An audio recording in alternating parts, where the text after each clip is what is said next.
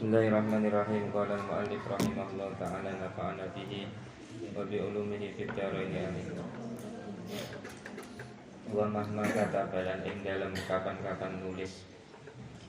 Wa mahma katabalan ing dalam kapan-kapan nulis.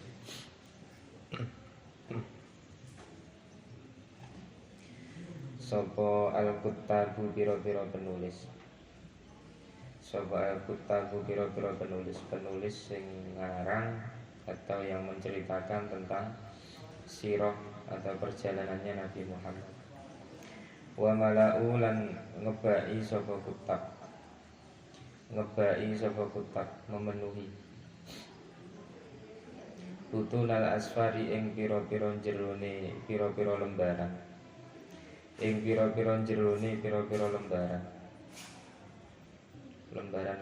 karyanya itu dipenuhi. Lan ing piro-piro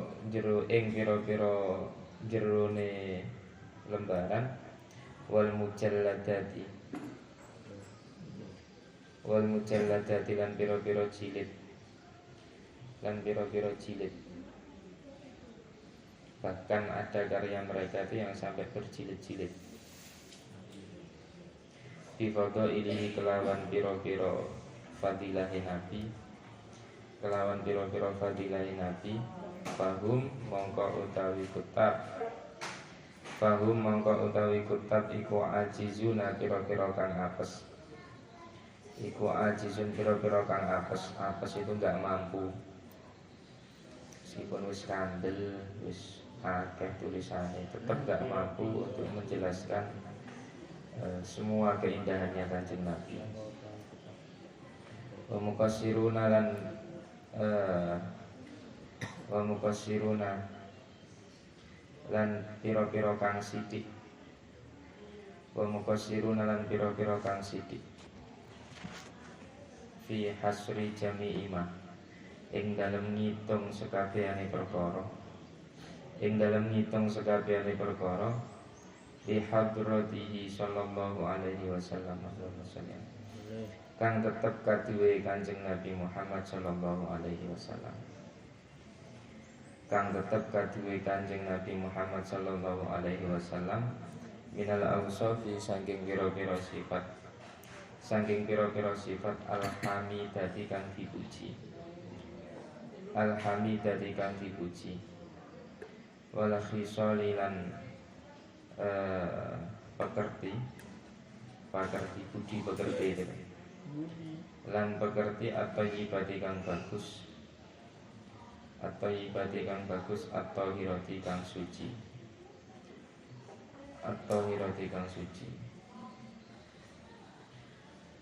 jadi banyak karya-karya manusia, banyak karya-karya manusia yang menjelaskan tentang sifat-sifat Kanjeng Nabi, tentang keindahan Kanjeng Nabi.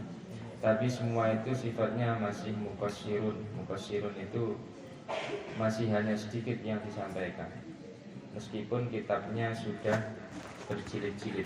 Satu jilid itu tebal ya. Satu jilid itu ya rata-rata seperti kitab yang kalian pegang itu satu jilid.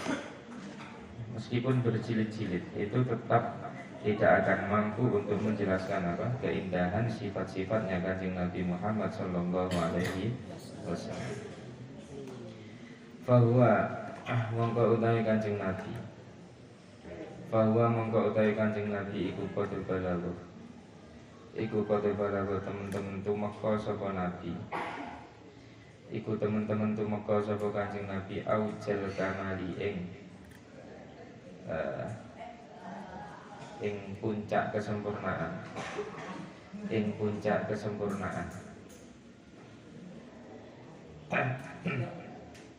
Al-insani kang bangsa menungso.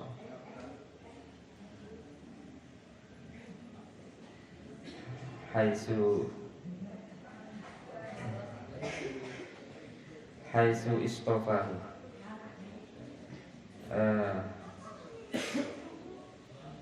krana milih ing Kanjeng Nabi.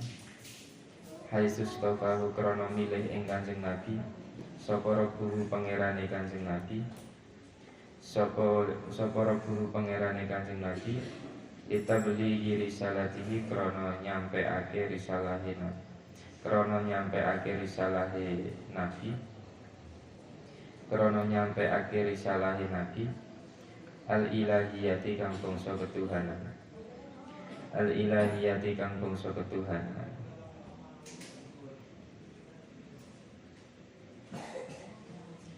Karena risalah atau agama ataupun syariat yang disampaikan oleh Kanjeng Nabi Muhammad itu adalah syariat yang luar biasa, maka yang menyampaikan itu harus orang yang luar biasa. Tak kasih gambaran dulu ya. Saya kalau mau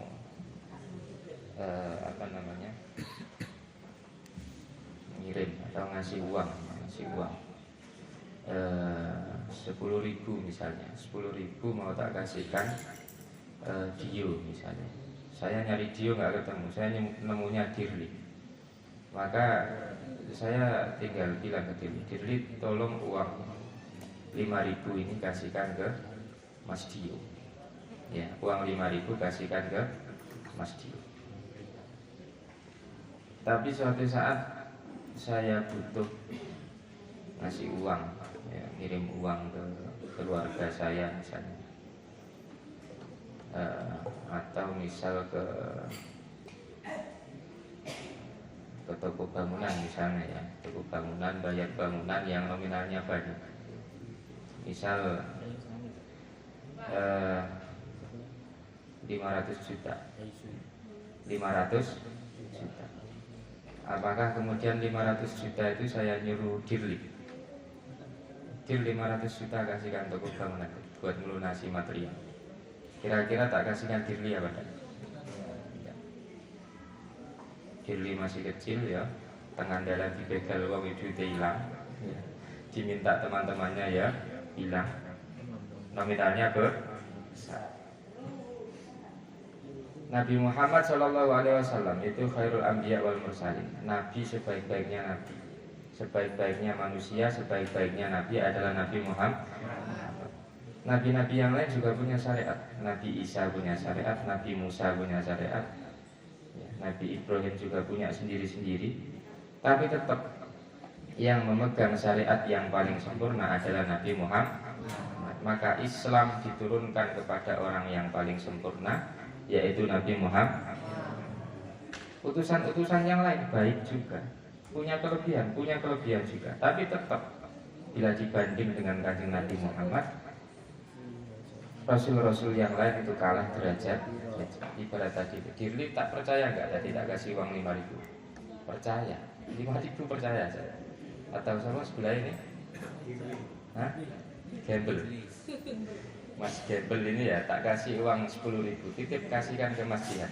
Masih percaya saya. Terus sebelah ini, mantap. Kalau tak kasih 20.000, tolong kasihkan ke siapa? Sauki. Tetap percaya saya. Karena nominal uangnya kecil. Tapi kalau nominal uang itu besar, saya akan cari orang yang terbaik, jasa orang yang terbaik. Allah yang ngasihkan syariat-syariat kayak kitab Taurat, kitab Injil, kitab Zabur itu kepada nabi-nabi yang lain. Tapi begitu Al-Quran, begitu Islam, karena ini agama yang sempurna, kitab suci yang sempurna, maka dititipkan pula kepada orang yang paling sempurna. Quran itu mencakup semuanya. Zabur, Taurat, Injil itu tercakup atau disempurnakan oleh Al-Quran.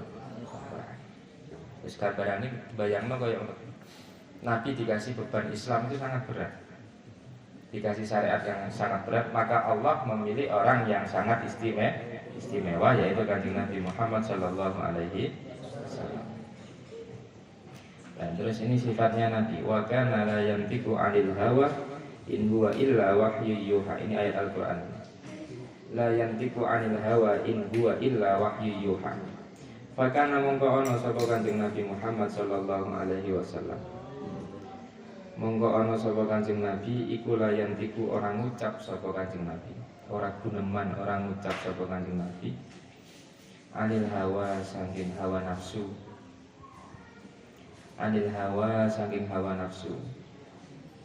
Nabi Muhammad kalau berkata itu tidak berdasarkan hawa nafsu, tapi in huwa illa wahyun yuha. In huwa ora ana utawi yantiku. Ora ana utawi yantiku. Ora ana utawi yantiku.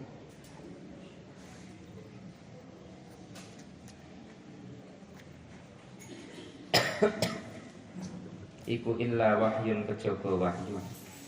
Kejaba wahyu, kecuali wahyu. Kecuali wahyu, kejaba wahyu yuha kang di wahyu ake. Yuha kang di wahyu ake apa wahyu. Atau yuha kang diberikan apa wahyu ngono yang benar. Yuha kang diberikan atau diwahyu ake apa wahyu. Kang diberikan apa wahyu.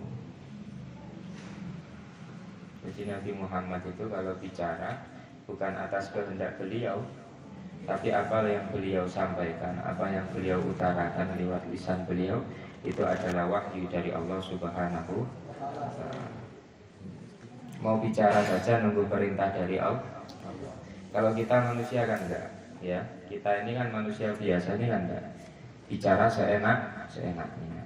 Muring-muring ya omongane elek. Lagi hatine apik, duwe akeh, hatine ayem ya omongane apik. Lan duwe diganggu kancane ya omongane iya ora?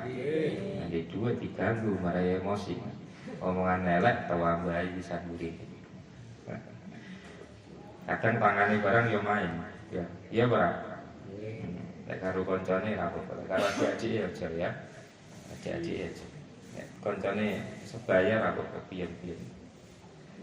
Kanjeng Nabi ini rada angel dibayangke ya, agak susah dibayangkan. Ada sosok manusia yang hanya bicara ketika itu dapat perintah langsung dari Allah. Ini rada angel dibayangkan. Tapi itulah Nabi Muhammad Sallallahu Alaihi Wasallam. Sehingga satupun kata-kata dari Nabi nggak ada yang meleset, nggak ada yang keluar dari pantauan Allah. Karena Allah Subhanahu Wa Taala sudah jauh.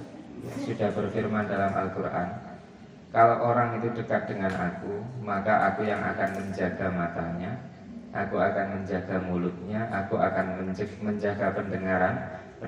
Karena saking dekatnya Nabi Muhammad dengan Allah, maka apa yang beliau ucapkan itu selalu datangnya dari Allah. Iku cara Quran, la yantiqu 'anil hawa in huwa illa wahyun yuha. Itu ditandai itu ayat Al-Quran. Ada satu ulama wali juga, wali kutub, namanya Syekh Abdul Qadir Al-Jilani. Itu adalah Sultanul Auliya, rajanya para siapa jenenge? Syekh Abdul Qadir Al-Jilani. Nama beliau Abdul Qadir berasal dari daerah yang namanya Jilani. Itu kalau Sultanul Auliya. Kalau Sultanul Ulama namanya Syekh Izzuddin. Ya, kalau Sultanul Ulama namanya Syekh Izzuddin Ibni Abdissalam. Itu Sultanul Ulama. Kalau Sultanul Auliya siapa? Syekh Abdul Qadir Al-Jilani. Kudu ngerti ngono ya.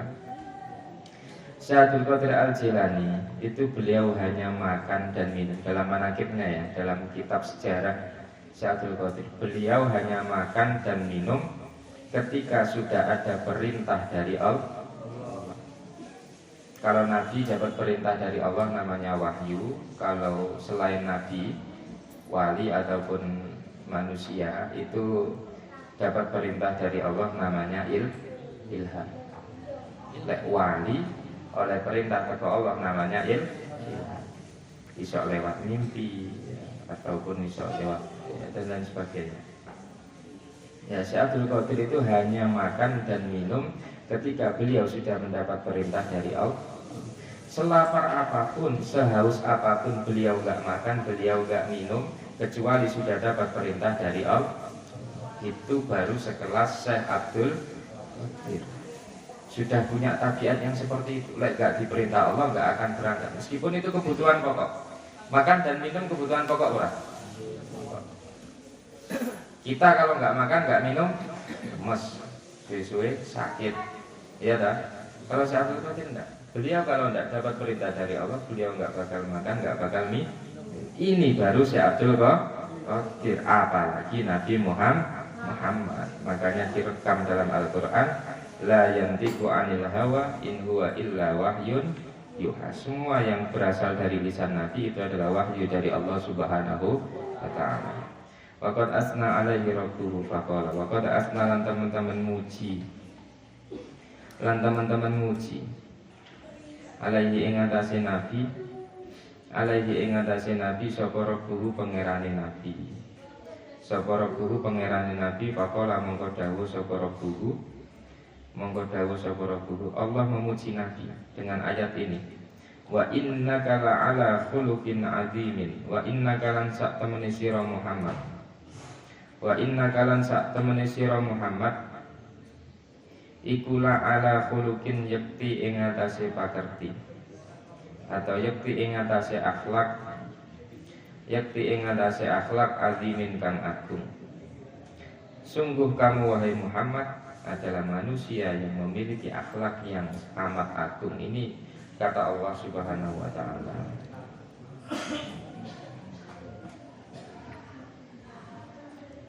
Wa qala azza man qail. Wa qala lan dawu.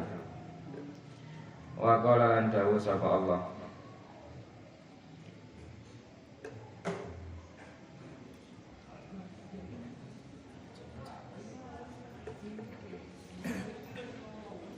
Azza luhur sapa min qailin wong kang dawuh. Ini pelengkap aja ya. Azza luhur sapa min qailin wong kang dawuh. Iki padha karo ta'ala atau subhanahu wa ta'ala. Azza min qail iku padha karo ngono. Lagi dawuh isi dawuh. Walau kunta faddan ghalidhal qalbi lam faddu min haulik. Kira tak ngarep Al-Qur'an tak ngarep. Walau kunta faddan ghalidhal qalbi lam faddu min haulik. Fa'fu anhum wastaghfir lahum wasyawirhum fil amri. Terus fa idza azamta fatawakkal 'ala Allah. Innallah ada istilah innallah bulat gitu. Innallah apa bingung? Innallah apa ghafurur rahim. Lali buat dibuka nang Quran. Innallah apa sing lanang?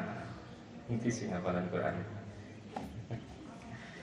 Apa man? Innallah apa man?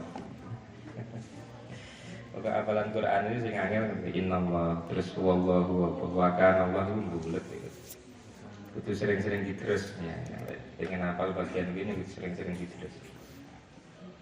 Walau kunta faddan ghalidhal qalbi lam faddu min haulik.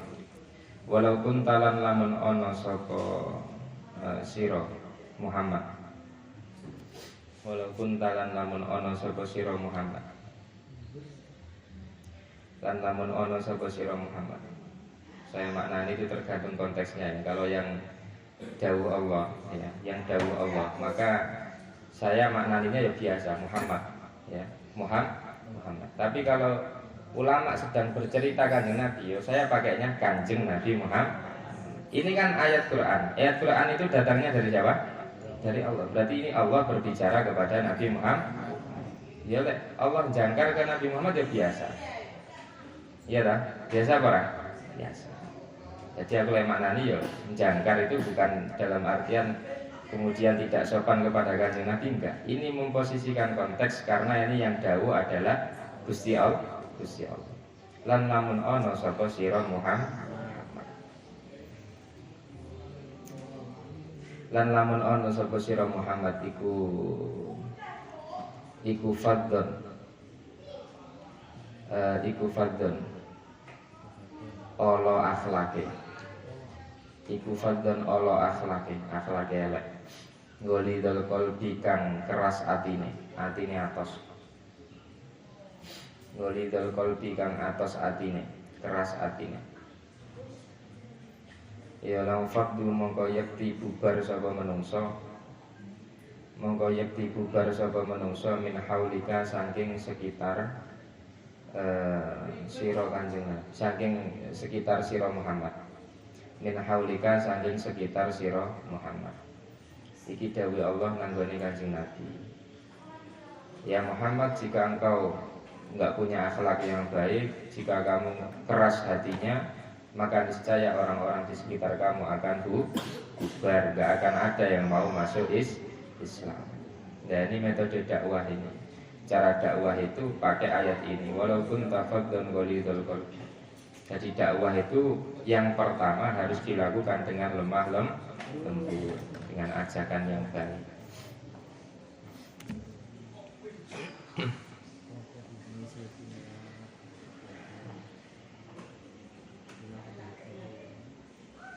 Mungkin kalian pas ngaji Khulasoh itu sering dengar ya, Nabi disakiti sama Abu Jahal, Abu Lahab dan orang-orang kafir Quraisy itu kan sering dengar kan, dilempari kotoran, dilempari batu, dilempari tanah dan lain sebagainya. Pokok Kanjeng Nabi Muhammad itu sering sekali disakiti, dikhianati juga pernah.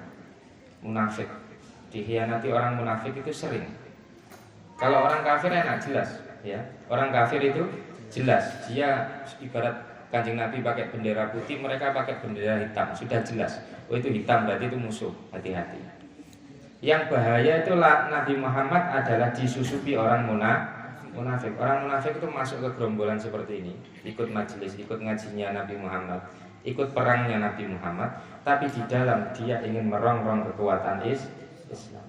Ngenteknya dari dalam, tak kasih cerita sedikit. Pas perang Uhud, ya, pas perang Uhud, Kanjeng Nabi itu berangkat dengan pasukan jumlahnya 1000. Pasukan lawan jumlahnya 3.000. Berarti berapa kali lipat itu pasukan lawan? 3 kali lipat. Sudah berangkat, sudah mendekati Bukit Uhud, ya. Ada salah satu orang munafik, pimpinannya Abdullah bin Ubay, ya. Itu provokasi orang-orang yang ada di gerombolan tadi. Wong wis siap perang lawan orang kafir Quraisy, diprovokasi. Untuk apa kita ikut Muhammad? Kita hanya setor nyawa kalau kita perang seperti ini. Lebih baik kita pulang, kita gabung dengan keluarga kita di rumah. Akhirnya dari 1000 yang berangkat, karena dikompori, diprovokasi oleh orang munafik tadi, Abdullah bin Ubay tadi, yang asalnya 1000 pulang 300. Pasukannya tinggal berapa? 700 lawan 3000. Itu berat luar biasa di perang Uhud.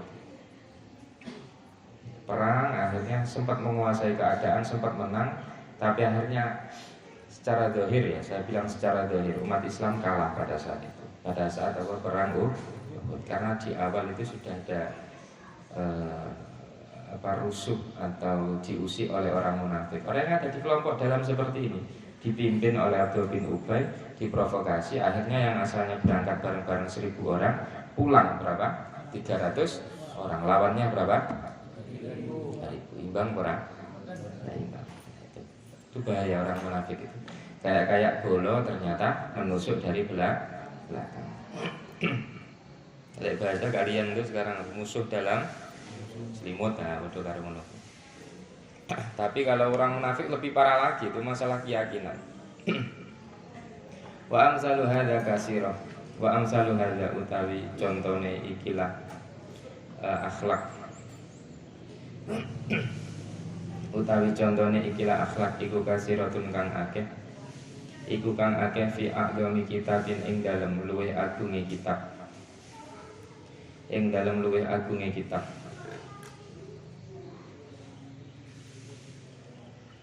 Wa afdalu khitabin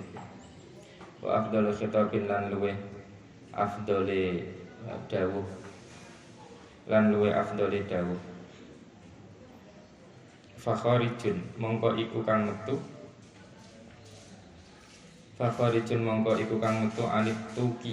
anit tuki saking kemampuan al-basyari kang bangsa menungso ihsaun utawi ihsa'u kamalatihi utawi ngeliputi pira-pira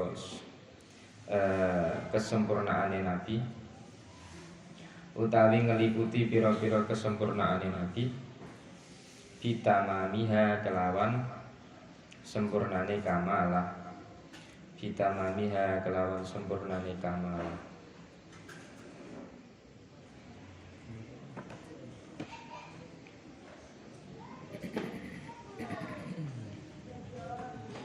Ada cerita tentang ulama.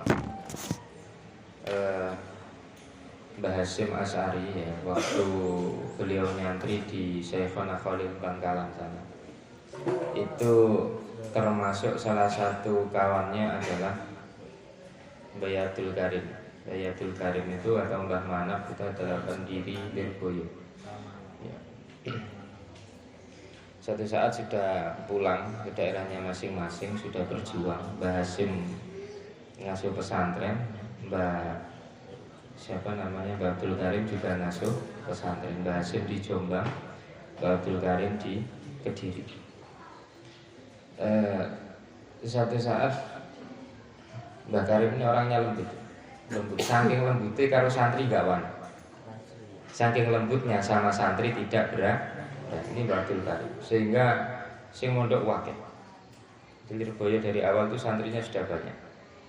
Mondok wakil, singkat cerita santri wis akeh, kemudian pas ono haflah akhir tahun karena santri-santri wakeh ruame pengen bikin acara, akhirnya bikin pertunjukan ya, rodok-rodok mampu konser menurut haflah, rodok-rodok mampu konser, bikin acara gede sing ya wis rodok-rodok hiburan umum lah.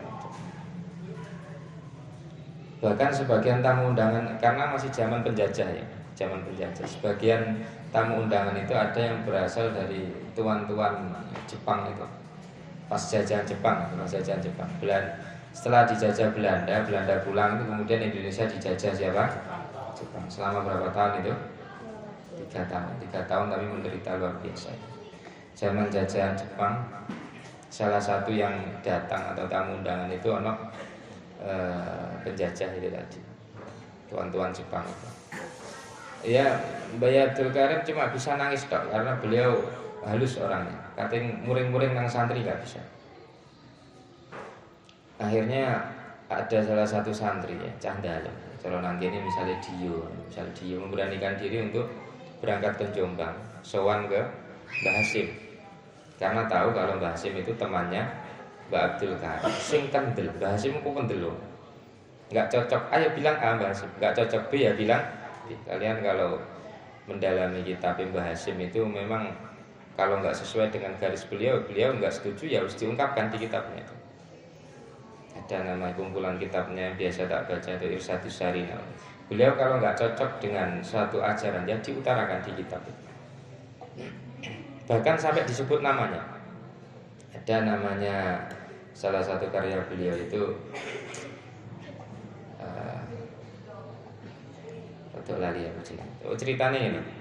Mbah Hasyim itu langsung nyebut nama kiai yang beliau nggak cocok dengan ajaran, disebut di situ.